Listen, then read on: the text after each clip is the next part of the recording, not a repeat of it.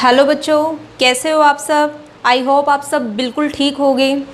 तो हमने इससे पहले लेक्चर में पढ़ा था ह्यूमन रिप्रोडक्टिव सिस्टम में प्राइमरी और सेकेंडरी सेक्स ऑर्गन के बारे में कि मेल के अंदर जो प्राइमरी सेक्स ऑर्गन हैं वो कौन से थे और सेकेंडरी कौन कौन से होते हैं। तो एक बार उनको डिटेल से कर लेते हैं हम। तो टेस्टिस जो हैं ये मेल में क्या हैं, प्राइमरी सेक्स ऑर्गन। तो टेस्टिस जो है इनमें कुछ एक और स्पेसिफिक कैरेक्टर भी लिखेंगे हम इसके। सो टेस्टिस क्या हैं, primary sex organ of male. अब टेस्टिस जो हैं ये 4 to 5 सेंटीमीटर लॉन्ग होती हैं, ये 2 to 3 सेंटीमीटर वाइड होती हैं, 2 to 3 सेंटीमीटर थिक होती हैं। टेस्टिस की शेप कैसी होती है, Oval and pinkish colour, Oval shape होती है और पिंकिश कलर होता है इनका। टेस्टिस जो है प्राइमरी सेक्स ऑर्गन जिनको हम बोल सकते हैं गोनाड्स। ये मैंने आपको कहा था कि एक क्वेश्चन ये पूछा जाता है कई बार कि भाई प्राइमरी सेक्स ऑर्गन को गोनाड्स के नाम से भी जाना जाता है। तो क्या क्या है टेस्टिस में, एक तो कि भाई ये ओवल शेप की होती हैं और पिंकिश कलर होता है, पेयर में प्रेजेंट होती हैं। टेस्टिस जो हैं ये पेयर की फॉर्म में प्रेजेंट होती हैं, ठीक है। तो 4 to 5 centimetre length, 2 to 3 centimetre width, 2 to 3 centimetre thickness. अब आपसे कई बार और क्या पूछ सकते हैं कि भाई वेट कितना होता है। सो टेस्टिस का वेट जो है ये 12 ग्राम के लगभग हो सकता है। ओके, तो ये तो हो गया हमारा कुछ एक टेस्टिस के बारे में। अब एक चीज़ और, टेस्टिस को हम कुछ इस तरह से दिखा देते हैं कि हाँ भाई ऐसे ओवल शेप की होती हैं। आगे लोकेशन वगैरह सब करना है हमें इसका। तो टेस्टिस जो है इसके ऊपर कितनी लेयर प्रेजेंट होती हैं, टेस्टिस जो है उसके ऊपर कितनी लेयर प्रेजेंट होती हैं। तो टेस्टिस जो है इसकी 3 कवरिंग होती हैं। आउटर मोस्ट कवरिंग जो है टेस्टिस की, ये आउटर मोस्ट कवरिंग जो है इसको बोलते हैं ट्यूनिका वेजिनलिस। आउटर मोस्ट लेयर को बोलते हैं ट्यूनिका वेजिनलिस।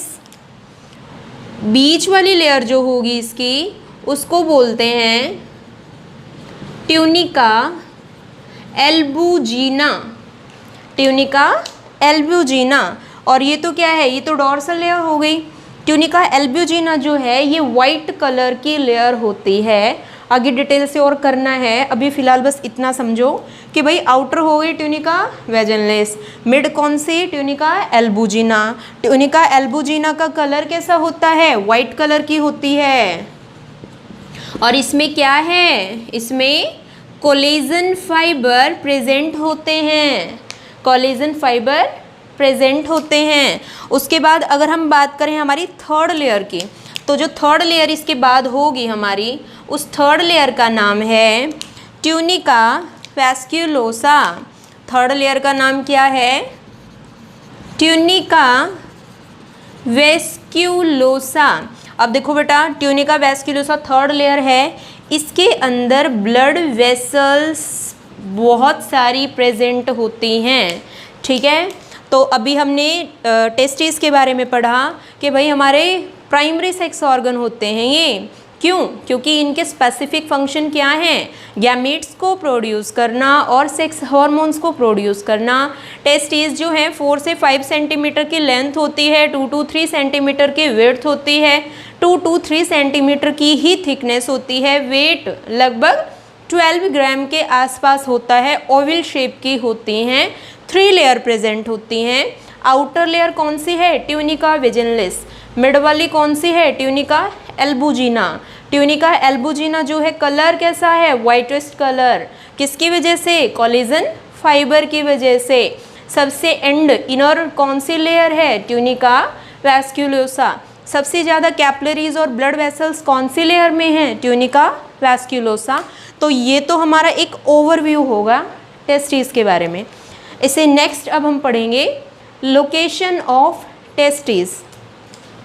और ये आपका काफ़ी इम्पोर्टेंट है, पूरा स्क्रोटम का पार्ट करेंगे और इसमें से कोई ना कोई क्वेश्चन ज़रूर पूछा जाता है कॉम्पिटिटिव एग्ज़ाम में।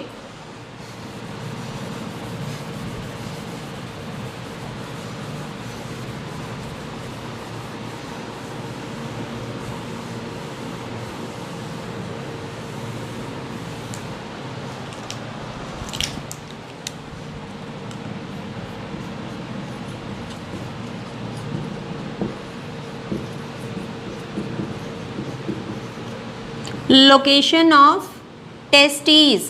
अब देखो टेस्टीज की लोकेशन क्या होती है, बिल्कुल ध्यान से समझना है बच्चों को।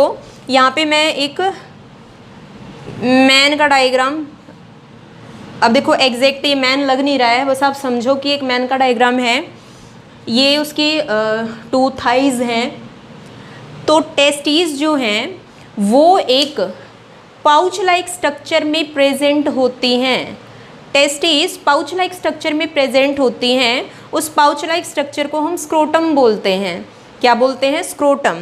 अब देखो मेल मतलब ह्यूमन बीइंग जो है उसके अंदर ये वाला पार्ट जो है, ये वाला पार्ट जो है इसको हम क्या बोलते हैं? इस वाले पार्ट को पेल्विक रीजन है ना, ये कौन सा?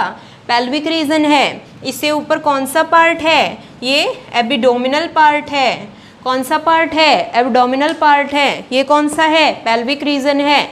अब देखो इस पेल्विक रीजन में यहाँ वाला पार्ट जो है, यहाँ पे एक बोन होती है प्यूबिक सिम्बायसिस। कौन सी बोन होती है? बोन होती है कौन सी? Pubic Symbiosis. 11th क्लास में जो हमारा लोकोमोशन वाला चैप्टर था उसमें हमने बोन्स के बारे में पढ़ा था, लोकेशन पढ़ी थी बोन्स की, पेल्विक गिर्डल में कौन कौन सी प्रेजेंट होती थी। तो यहाँ पे सिर्फ हम इसकी बात कर रहे हैं कि भाई प्यूबिक सिम्बायसिस है। अब बिल्कुल ध्यान से समझो एक चीज़, अब एम्ब्रियोनिक टाइम पीरियड पे क्या है? डेवलपमेंट हो रही है किसी बॉय बेबी की। अब डेवलपमेंट होती जा रही है, ये एब्डोमिनल वाला रीजन है, ये बनता जा रहा है, एब्डोमिनल वाला रीजन बनता जा रहा है। यहाँ पे क्या आ गई? यहाँ पे ये एक बोन आ गई। कौन सी बोन आ गई? ये टिप पे प्यूबिक सिम्बायसिस। जैसे ही यहाँ पे बोन आई तो जो स्किन की लेयर यहाँ पे बनी जा रही थी, यहाँ आते ही वो लेयर क्या हो गई? यहाँ से कुछ इस तरह का स्ट्रक्चर बन गया। यहाँ से क्या हो गई? सीधी ना जा करके कुछ इस तरह से चली गई और यहाँ पे जाके ऐसे चिपक गई वापस। तो कुछ इस तरह का एक स्ट्रक्चर बन गया, जैसा कि एक पाउच लाइक स्ट्रक्चर है। और ऐसा स्ट्रक्चर बनने के बाद फिर बीच में से क्या हो गई है? इस तरह से डिवाइड हो गई। तो कुछ इस तरह का स्ट्रक्चर बना। कैसा? इसके आने से कुछ इस तरह का स्ट्रक्चर बन गया। मेल के अंदर इस तरह का स्ट्रक्चर जो बना उसको हमने बोल दिया कि ये स्क्रोटम है। और बीच में से क्या हो गया? इस तरह से उसका डिवीज़न भी हो गया। बीच में से इस तरह से उसका डिवीज़न भी हो गया। तो यहाँ पे हमने लिखा था कि टेस्टिस जो हैं वो पेयर की फॉर्म में प्रेजेंट होती हैं। तो ये जो पार्टीशन है ये क्या कर रहा है कि जो पेयर वाली हैं एक एक को अलग अलग करेगा। एक टेस्टी यहाँ प्रेजेंट होगी, एक यहाँ पे प्रेजेंट होगी। तो इतनी बात शायद आपको समझ में आ गई है। अब हम स्क्रोटम का स्ट्रक्चर बनाते हैं। ये बनाया हमने एक बड़ा सा स्क्रोटम, ठीक है। अब बेटा एक चीज़ सबसे पहले ये समझो, कंपटीशन में आने वाला है क्वेश्चन कि स्क्रोटम जो है उसकी कितनी लेयर होती हैं। स्क्रोटम की कितनी लेयर होती हैं? सो स्क्रोटम की 6 लेयर होती हैं। स्क्रोटम की कितनी लेयर होती हैं? स्क्रोटम की 6 लेयर्स होती हैं। तो 6 लेयर स्क्रोटम पे कौन कौन सी होती हैं? फर्स्ट लेयर जो है स्क्रोटम की वो तो है स्किन। सेकेंड लेयर जो है वहाँ पर डार्टस, मसल्स, प्लस यहाँ पे बोल दिया superficial fascia, second layer. Third external spermatic fascia. Fourth cremasters muscles. Fifth internal spermatic fascia and last tunica vaginalis. तो बेटा स्क्रोटम जो है इसकी कितनी लेयर हो गई, 6 लेयर हो गई। आउटर मोस्ट तो स्किन की कवरिंग ही है। सेकेंड वाली कौन सी है, डार्टस मसल्स। अब डार्टस मसल्स बहुत इंपॉर्टेंट हैं, इसके बारे में अभी मैं आपको बताऊंगी कुछ टाइम बाद। डार्टस मसल्स के साथ एक superficial fascia, external spermatic fascia, next cremasters muscles, next internal spermatic fascia, और लास्ट में कौन सी हो जाएगी, ट्यूनिका विजिनलिस। तो ये है बेटा लेयर, 6 लेयर हैं। बट हम यहाँ पे जो स्क्रोटम का अभी मैं डायग्राम बना रही हूँ यहाँ पे, इसमें मैं पूरी 6 नहीं दिखाऊंगी क्योंकि आप कंफ्यूज हो जाओगे, ठीक है। तो यहाँ पे मैं सिर्फ मेन 3 लेयर दिखा देती हूँ।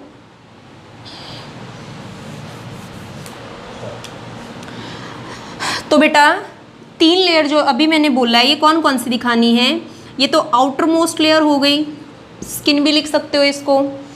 इसके बाद जो इसमें दिखानी है हमें सेकेंड वाली लेयर, ये हो जाएगी हमारी डार्टस मसल्स।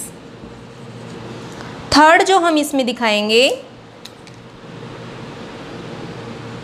थर्ड लेयर दिखाई मैंने इसमें, तो थर्ड लेयर जो है ये हो जाएगी हमारी क्रीमेस्टर्स मसल्स, ठीक है। मैंने आपको 6 नहीं दिखाई हैं, मैंने 6 के नाम बताए आपको, क्योंकि अभी इस डायग्राम में कई सारे नाम आएंगे तो आप कंफ्यूज हो जाओगे, ठीक है। सिर्फ मेन 3 मैंने यहाँ पे दिखा दी। आउटर जो स्किन की कवरिंग है, सेकंड डार्टस मसल्स हैं, थर्ड जो है वो हमारी क्रेमेस्टर्स हैं। अब देखो बेटा ये पूरा क्या है, स्क्रोटम का पार्ट है।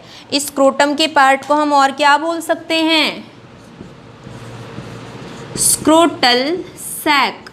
क्या बोल सकते हैं, स्क्रोटल सैक। अब ये जो स्क्रोटल सैक है ये आगे किससे जुड़ा हुआ है, कुछ इस तरह से यहाँ पे एक कैनाल है जो इसको आगे जोड़ रही है। तो ये किससे जुड़ा हुआ है, ये ऊपर वाला पार्ट जो है वो सारा कौन सा पार्ट है, ये ऊपर वाला ये एब्डोमिनल पार्ट है हमारा। कौन सा पार्ट है, एब्डोमिनल। सो एब्डोमिनल कैविटी बोल दिया हमने इसको, ठीक है। और बेटा ये वाला जो पार्ट होता है हमारा, ये वाला, ये पूरा यहाँ से यहाँ तक ये जो पूरा पार्ट है इसको हम बोल देते हैं इंज्वाइनल एरिया। क्या बोलते हैं, इंज्वाइनल एरिया। तो स्क्रोटल सैक को एब्डोमेन से जोड़ने वाला कनेक्शन कौन सा है, तो देखो बीच में यहाँ पे एक कैनाल दिखाई दे रही है। कैनाल का मतलब क्या होता है, नहर। तो यहाँ पे नली बोलेंगे हम उसको, जो स्मॉल जो एक वेसल्स की तरह जो स्ट्रक्चर है, नली जिसको बोला है हमने। तो वो क्या है, ये स्क्रोटल को किससे जोड़ रही हैं, एब्डोमेन से जोड़ रही हैं। तो इस कैनाल को हम बोल देते हैं इंज्वाइनल कैनाल। क्या बोलते हैं, इंज्वाइनल। इंज्वाइनल नाम क्यों पड़ा, क्योंकि भाई इस एरिया को क्या बोलते हैं, इंज्वाइनल एरिया बोलते हैं, ओके। अब देखो अभी मैंने वहाँ पे बताया था कि वही बीच में प्यूबिक सिम्बाइसिस आ गई थी, तो क्या हो गया था, यहाँ से ये पाउच लाइक स्ट्रक्चर बन गया था, और ये स्ट्रक्चर बन के बीच में से क्या हो गया था, पार्टीशन हो गया था। तो ये वाला पार्टीशन तो यहाँ पे भी दिखाना पड़ेगा, पार्टीशन है। तो इस पार्टीशन को क्या बोलते हैं, स्क्रोटल सेप्टम। क्या बोलते हैं, स्क्रोटल सेप्टम। अब बिल्कुल ध्यान से सुनो, ये पार्टीशन क्या हो गया, स्क्रोटल सेप्टम। अब ये जो स्क्रोटल सेप्टम है मीन्स जैसे ये हो गया एक पाउच लाइक स्ट्रक्चर, ये पाउच लाइक स्ट्रक्चर। अब जहाँ से ये पार्टीशन हुआ, यहाँ से एक लाइन जो है वो बाहर की तरफ उभार करके जाती है। मतलब एक लाइन जो है स्क्रोटम के जस्ट ऊपर जहाँ से पार्टीशन हो रहा है, वो लाइन जो है वो क्या है, बाहर की तरफ ऐसे उभरी हुई लाइन होती है, उसको हम बोलते हैं रेफी। जहाँ से पार्टीशन हुआ उस पार्टीशन के बिल्कुल बाहर वाली लाइनिंग जो है वो बाहर की तरफ ऐसे उभरे हुए स्ट्रक्चर को शो कर रही है, तो उसको हमने क्या बोल दिया, रेफी। ये बेटा बहुत इम्पोर्टेंट है, आप इन छोटे छोटे नेम को लर्न करना। तो ये हमने बता दिया, ये कौन सा हो गया, रेफी, जो कि बाहर की तरफ निकला हुआ थोड़ा सा पार्ट है। अब देखो, एक ये वाली साइड, एक ये वाली साइड, लेफ्ट एंड राइट दोनों। अब पेयर में टेस्टिस प्रेजेंट होती हैं, तो दोनों साइड क्या होगा, एक एक टेस्टिस प्रेजेंट होगी, एक एक टेस्टिस प्रेजेंट होगी, ठीक है। अब ध्यान से एक बात और सुनो, मेल बॉय जो है उसके अंदर जो टेस्टिस होती हैं, जब उसका एम्ब्रियोनिक टाइम पीरियड होता है तो वो एब्डोमेन में होती हैं। एम्ब्रियोनिक टाइम पीरियड पे जो टेस्टिस हैं वो कहाँ होती हैं, एब्डोमेन में होती हैं। बट जैसे ही 7 मंथ आता है प्रेगनेंसी का, जैसे ही प्रेगनेंसी का 7 मंथ आता है, तो जो एब्डोमेन में टेस्टिस थी वो कहाँ शिफ्ट हो जाती हैं, नीचे, और नीचे कहाँ, स्क्रोटम के अंदर। उनको बोलते हैं डिसेंड टेस्टिस। क्या बोलते हैं, डिसेंड टेस्टिस, ठीक है। तो बेटा यहाँ पर ये टेस्टिस आ गई। अब इन टेस्टिस को कोई पकड़ के रखेगा ना, कोई पकड़ के रखेगा इनको, तो यहाँ पे क्या है, एक कनेक्शन है, फाइबर लाइक स्ट्रक्चर से क्या है, ये जुड़ गई हैं। तो वो फाइबर लाइक स्ट्रक्चर जो है उसका नाम क्या है, ग्यूबर्नाक्यूलम। नाम क्या है, ग्यूबर्नाक्यूलम। ग्यूबर्नाक्यूलम जो है वो as a connective tissue react कर रहा है। क्यों, क्योंकि वो क्या काम कर रहा है, कनेक्शन का काम कर रहा है। आपसे कॉम्पिटिटिव एग्जाम में क्या पूछा जाता है कि भाई ग्यूबर्नाक्यूलम जो है उसको हम और किस नाम से जानते हैं, इसको हम मिसोरियम भी बोलते हैं। क्या बोलते हैं, मिसोरियम भी बोलते हैं। तो ये तो बात हो गई हमारी कि भाई एब्डोमेन में थी पहले, 7 मंथ जब आया प्रेगनेंसी का तो 7 मंथ में क्या हो गई, डिसेंड, कहाँ, स्क्रोटम। किसकी हेल्प से जुड़ गई, ग्यूबर्नाक्यूलम। एक फाइबर लाइक स्ट्रक्चर है, कनेक्टिव टिश्यू की तरह वो रिएक्ट कर रहा है। अब देखो ये क्या है, टेस्टिस। अब हमने प्राइमरी सेक्स ऑर्गन का नाम आते ही क्या कहा था कि भाई जो प्राइमरी सेक्स ऑर्गन होते हैं उनका काम होता है गैमेट्स को बनाना, मतलब स्पर्मेटोजेनेसिस, और क्या होता है, सेक्स हार्मोन्स को भी बनाना। तो भाई टेस्टिस के अंदर क्या होगा, स्पर्म बनेंगे। अब यहाँ बनेंगे तो भाई फीमेल की बॉडी तक भी जाना है, तो जाना है तो उसके लिए क्या होगा, एक पाइपलाइन का सिस्टम होता है मेल में। क्या होता है, एक पाइपलाइंस का पूरा सिस्टम होता है। उन पाइपलाइंस के सिस्टम को हम बोलते हैं डक्ट्युलर सिस्टम।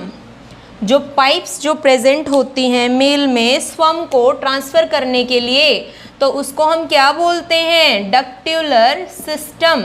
अब उसमें हमारी डक्ट आएंगी कई सारी, ये मैंने आपका पहले लेक्चर में लिखवा दिया था कौन कौन सी डक्ट हैं।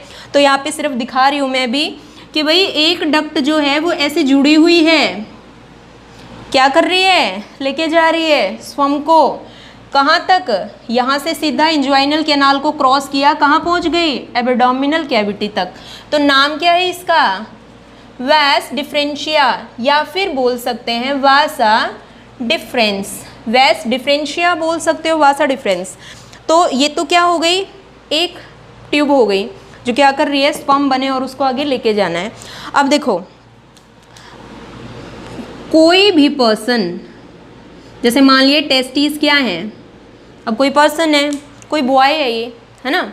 अब वो बॉय क्या कर रहा है भाई, इतना काम कर रहा है, वो गैमेट्स को बना रहा है, फिर आगे ट्रांसफ़र कर रहा है, फीमेल की बॉडी में जाके कोई डॉक्टर पैदा करना है। तो उस चीज़ को करना है तो ये क्या करेगा, इसको खाना भी चाहिए, इसको एनर्जी भी चाहिए, इसका वेस्ट भी बचेगा, वेस्ट को बाहर भी लेके जाना पड़ेगा, है ना। इसके पास सेंसेशन के लिए कुछ चीज़ होनी चाहिए। जब इसको हीट या कोल्ड लगे तो उस चीज़ को ये कैसे बताए, वो चीज़ें भी होनी चाहिए। तो देखो इसके पास क्या क्या होता है। अब भैया इतना सारा काम करेगा तो ब्लड की ज़रूरत पड़ती है, तो ब्लड की ज़रूरत पड़ती है, तो उसके लिए ब्लड को, प्योर ब्लड को कौन ट्रांसफ़र करेगा, आर्टरी। टेस्टिस के अंदर है तो नाम क्या पड़ गया, टेस्टिक्यूलर आर्टरी। अब भाई टेस्टिक्यूलर आर्टरी ने क्या किया, प्योर ब्लड को इसके पास पहुंचा दिया। अब भाई इसने क्या किया, उस ब्लड को ले लिया, बट लेने के बाद क्या किया, प्योर है तो मेटाबोलाइज्ड, यहाँ पे मेटाबॉलिज्म किया, कुछ ना कुछ वेस्ट बचता है ना। हम खाना खाते हैं तो वेस्ट बचता है, वैसे ही इसका नाश्ता क्या है, यहाँ पे प्योर ब्लड है तो क्या बचेगा, इम्प्योर भी बचेगा। इम्प्योर बचेगा तो उसको क्या करना है, वापस लेके जाना है। तो वापस लेके जाने के लिए क्या है, यहाँ पे कोई वेन है, वेन क्या करेगी, इम्प्योर ब्लड को लेकर जाएगी। टेस्टीज में है तो नाम क्या हो गया, टेस्टिक्यूलर वेन, आर्टरी वेन। अब देखो, अब भाई ये तो हो गया कि भाई ब्लड उसको मिला, इसने यूज़ किया, वेस्ट जो बच गया उसको वापस भेज दिया। अब सेंसेशन के लिए भी कुछ होना चाहिए। इसको क्या पता चलेगा कि मुझे अब स्वम बनाने हैं, या फिर अब प्यूबर्टी की एज आ गई है तो भाई अब क्या है, बंदा मैच्योर हो गया है तो उसमें कई सारे चेंजेस होने चाहिए, तो कोई ना कोई इसको रिस्पॉन्स देगा ना उस चीज़ का। तो उसके लिए क्या है, हमारे ब्रेन से नर्व्स जुड़ी हुई है। क्या है यहाँ पे, नर्व, नाम टेस्टिक्यूलर नर्व, ठीक है, जो उसको क्या करवाएगी, टेम्परेचर हाई है, लो है, ठीक है, सारी चीज़ का सेंसेशन करवाएगी। अब यहाँ पे क्या हो गया, एक तो ये डक्ट है, एक यहाँ पे आर्टरी, एक यहाँ पे वेन, एक यहाँ पे नर्व, इन सबको मिला करके जो भी यहाँ पे हैं ये पाइपलाइंस, तो इन सबको मिला करके हम एक नाम दे सकते हैं, स्पर्मेटिक कोड। क्या दे सकते हैं नाम, स्पर्मेटिक कोड, ठीक है। अब अगर आपका क्वेश्चन आ जाए कि भाई स्पर्मेटिक कोड क्या होता है, तो आपको पता होना चाहिए कि स्पर्मेटिक कोड हमने किसको कहा है, ठीक है। तो ये हो गया हमारा सिर्फ एक ओवरव्यू, ठीक है, स्क्रोटम के बारे में। तो बेटा अभी मैंने आपको बताया कि इनको क्या बोलते हैं, स्पर्मेटिक कोड बोलते हैं, ठीक है। इस कैनाल को क्या बोलते हैं, इंज्वाइनल कैनाल बोलते हैं। इंज्वाइनल कैनाल जो है ये क्या काम कर रही है, ये एक कनेक्शन प्रोवाइड कर रही है। किस किस के बीच का कनेक्शन है, ये स्क्रोटल सैक के बीच का है, और किसके बीच का है, एब्डोमिनल कैविटी के बीच का है, ठीक है, ये है। तो स्क्रोटम जो है इसके बारे में हम क्या लिख सकते हैं, it is the outgrowth of abdominal cavity. अभी बताया ना मैंने आपको कि भाई बीच में क्या है, ये एब्डोमेन बनता जा रहा है, बनता जा रहा है, बीच में क्या आ गई, बोन, कौन सी, प्यूबिक सिम्बाइसिस, वहाँ आते ही क्या हो गया, पाउच लाइक स्ट्रक्चर बन गया। तो भाई जो एब्डोमिनल लेयर थी उसी की क्या बनी है, एक बैग लाइक स्ट्रक्चर उसी से बना ना। तो ये कैसा होता है, ये होता है पिंकिश कलर का, कैसा होता है, पिंकिश कलर का, ठीक है। और कैसा होता है, ये होता है पाउच लाइक स्ट्रक्चर, या फिर बोल सकते हैं बैग लाइक स्ट्रक्चर, ठीक है। इसके बीच में क्या था, एक पार्टीशन था, पार्टीशन को क्या बोला था, स्क्रोटल सेप्टम, ठीक है। इसमें क्या थी, दो टेस्टिस प्रेजेंट थी। अब देखो बेटा, हमने इसमें ये बता दिया कि भाई टेस्टिस प्रेजेंट थी इसमें लेफ्ट और राइट साइड पे, ठीक है। अब करना, तो बेटा ये सेप्टम, अब देखो ध्यान से देखना, ये जो पूरा यहाँ पे स्पेस है, इधर भी और इधर भी, इसको बोलते हैं हम वेजाइनल सिलोम। क्या बोलते हैं, वेजाइनल सिलोम। अब इस वेजाइनल सिलोम में एक स्पेशल टाइप का टिश्यू भी होता है। क्या होता है, एक टिश्यू भी होता है। उस टिश्यू को हम बोल देते हैं हाइड्रोसील।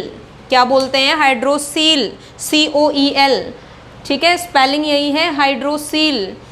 तो ये हो गया बेटा कि ये वेजाइनल सिलोम है, और ये क्या है, स्पेशल टाइप का टिश्यू जिसको बोल दिया हमने हाइड्रोसील, ठीक है। अब एक पॉइंट हमें क्या लिखना है कि जो टेस्टीज हैं during embryonic period testis present in the abdominal cavity. तो टेस्टिस कहाँ प्रेजेंट थी? एब्डोमिनल कैविटी में प्रेजेंट थी। बट जब प्रेगनेंसी का 7 मंथ हुआ, at the 7 month of pregnancy, जब 7 मंथ हुआ, so testis descend in the scrotum. So testis जो है वो डिसेंड हो गई, कहाँ पर? स्क्रोटम के अंदर, ठीक है। And bind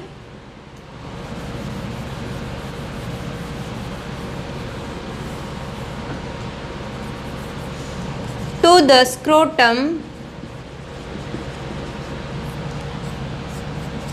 by a fiber like structure called, जो फाइबर लाइक स्ट्रक्चर था उसको हमने क्या बोला था? ग्यूब्यूर्नाक्यूलम, ठीक है। तो पहले कहाँ थी? यहाँ पर। बाद में क्या हुआ? डिसेंड हो गई, कहाँ आ गई? नीचे की तरफ आ गई।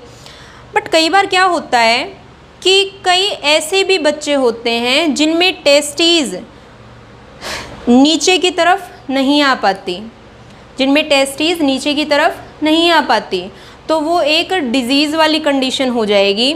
अब उससे पहले एक चीज़ और देखो, मैंने यहाँ पे बोला कि भाई जो इंजवाइनल कैनाल है ये क्या कर रही थी? इसको और इसको दोनों को आपस में कनेक्ट कर रही थी, और एब्डोमेन से टेस्टीज नीचे आ गई। किसको क्रॉस करके आई? इस इंजवाइनल कैनाल को क्रॉस करके आई। जैसे ही टेस्टीज नीचे आ गई तो उस टाइम पर जो ये हमारी इंजवाइनल कैनाल वाला पार्ट है, ये वाला, ये क्या हो जाएगा? क्लोज हो जाएगा। क्या हो जाएगा? क्लोज हो जाएगा। 7 मंथ में टेस्टीज डिसेंड हो गई स्क्रोटम में।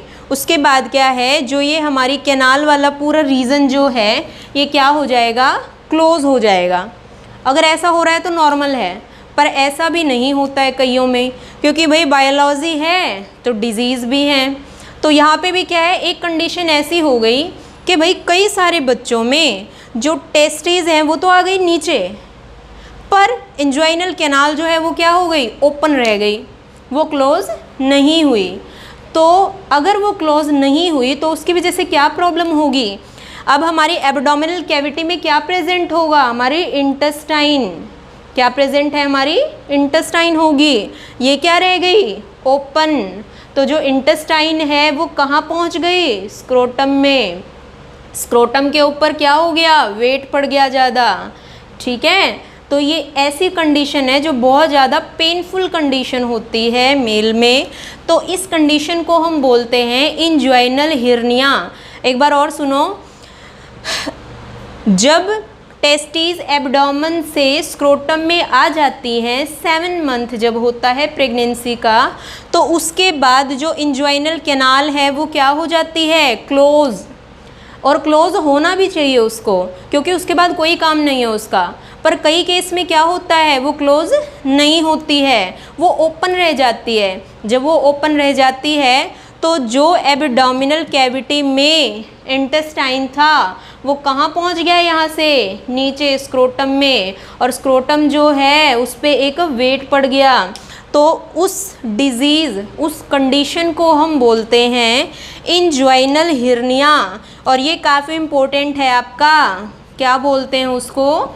इंजवाइनल हिर्निया, ठीक है। अब देखो, एक केस तो हो गया भाई इंजवाइनल हिर्निया का। एक और केस होता है। क्या केस है वो?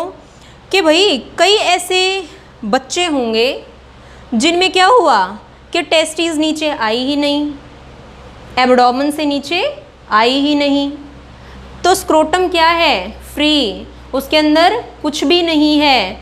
तो भाई जो हमारा एब्डोमेन वाला रीजन होता है उसका टेम्परेचर हाई होता है स्क्रोटम से, और जो हमारी टेस्टीज हैं उनके लिए टेम्परेचर काफ़ी लो होना चाहिए, काफ़ी लो टेम्परेचर होना चाहिए, जब जाकर वो स्वम को बना सकती हैं।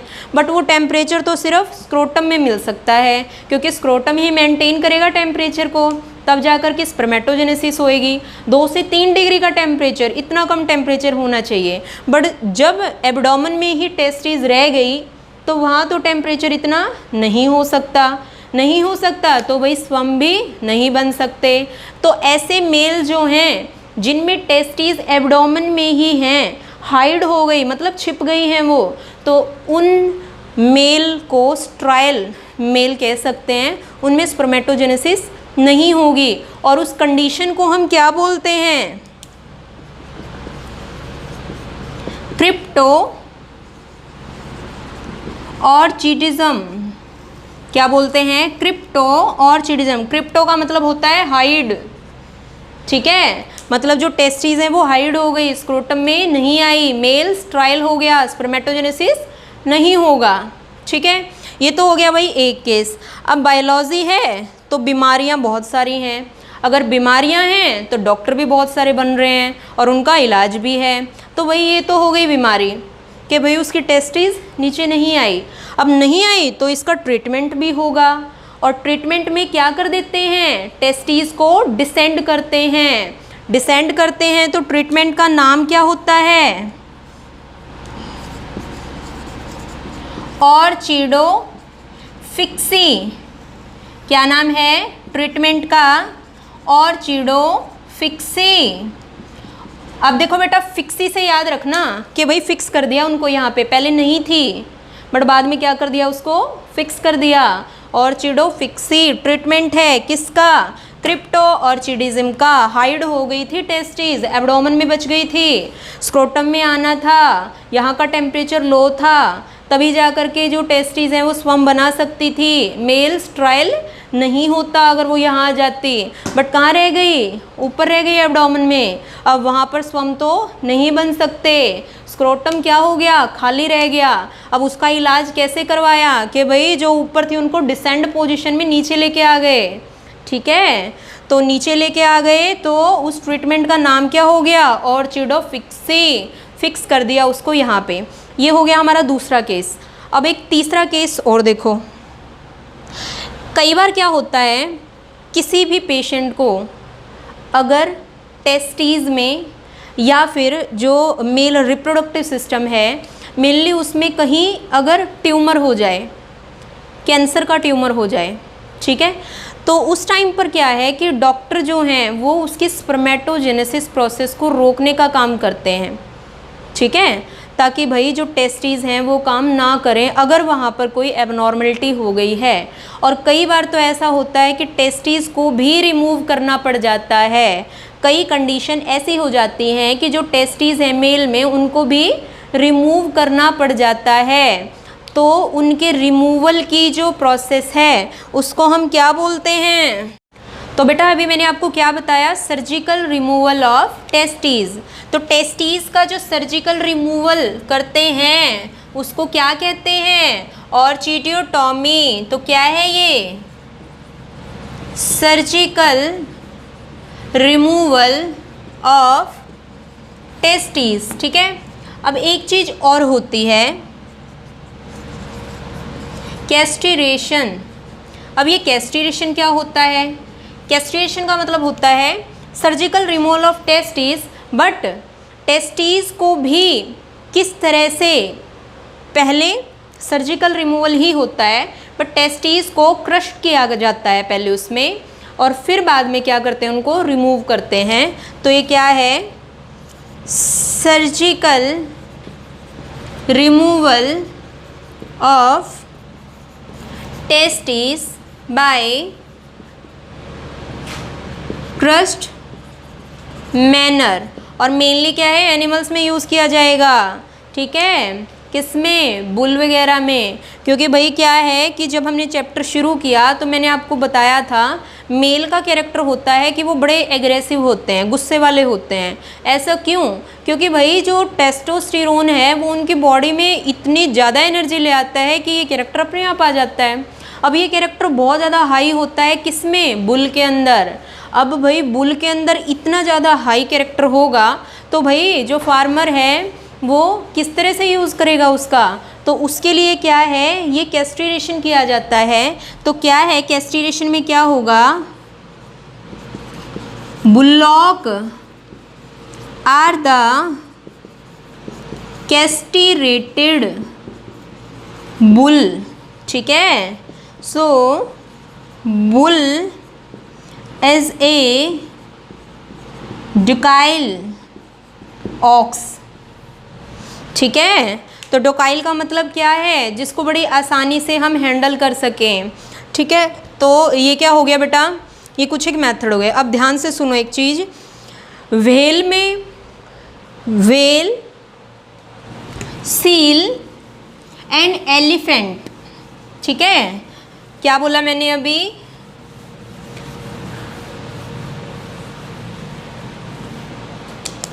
इन case of whale, seal, elephant, इन सब में क्या होता है, जो इनकी टेस्टीज होती हैं वो कहाँ, इंटरनल साइड पे ही होती हैं। मतलब कहाँ, हमेशा एब्डोमिनल कैविटी में ही प्रेजेंट होती हैं, ठीक है। कहाँ प्रेजेंट होती हैं, हमेशा एब्डोमिनल कैविटी में ही होती हैं। अगर हम किसकी बात करें, बैट्स की, तो बैट्स में क्या हैं, जो टेस्टीज हैं वो डिसेंड होंगी कब, सिर्फ जब उनका ब्रीडिंग सीजन आएगा तब। उसके बाद वो फिर से कहाँ चली जाएंगी, एब्डोमेन में। अगर मैं यहाँ पे बात करूँ रैबिट की और ह्यूमन बीइंग की, तो इनमें क्या होता है, इनमें जो इनकी टेस्टीज होती हैं वो स्क्रोटम में ही प्रेजेंट होती हैं, और जो स्क्रोटल सैक है वो किससे जुड़ा होता है, एब्डोमिनल कैविटी से। और किसकी हेल्प से जुड़ा होता है, इंजोइनल कैनाल की हेल्प से, ठीक है। तो बेटा कुछ एक आपको ये पॉइंट लर्न करने हैं। तो बेटा ये था हमारा आज का लेक्चर। नेक्स्ट लेक्चर तक आप इसको अच्छे से पढ़ो। अगर आपके कोई भी डाउट हो तो आप व्हाट्सएप नंबर पे भी मेरे को मैसेज कर सकते हो, या फिर आप कॉल भी कर सकते हो। तो तब तक के लिए आप पढ़ते रहिए। Thank you.